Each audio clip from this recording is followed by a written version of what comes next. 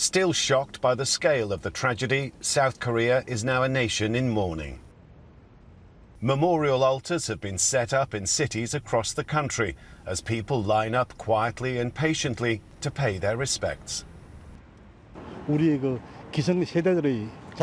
feel terrible that these young people have fallen without having blossomed because of the faults of us in the older generations.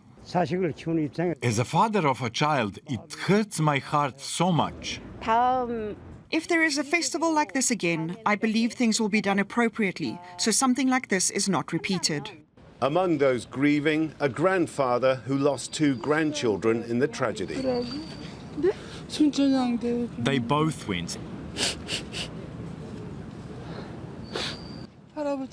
I could get in touch with them initially. Now their bodies are lying in hospital. I feel so sorry as a grandfather for not being able to do anything. Also paying his respects, the President Yoon Suk-yeol, who has promised to review crowd control measures at future events. There are strict rules and guidelines for organised gatherings such as rallies and protests, but not for unofficial street festivals. As South Korea begins this period of mourning, there is a sense of disbelief that this tragedy could have happened in a society renowned for self-control and following the rules, and why it seems nobody anticipated the crush of people that gathered with such deadly consequences.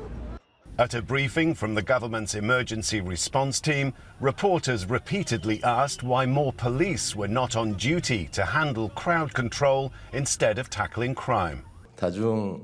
When it comes to public gatherings, the police have been focusing on crime prevention and illegal crackdown rather than on-the-spot control.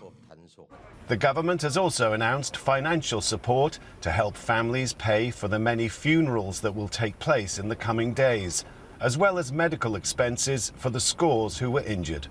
Once the mourning period is over, there will likely be fundamental changes in the way all future public gatherings are controlled. But it has taken this Halloween tragedy for that to happen. Mcbride, Al Jazeera, Seoul.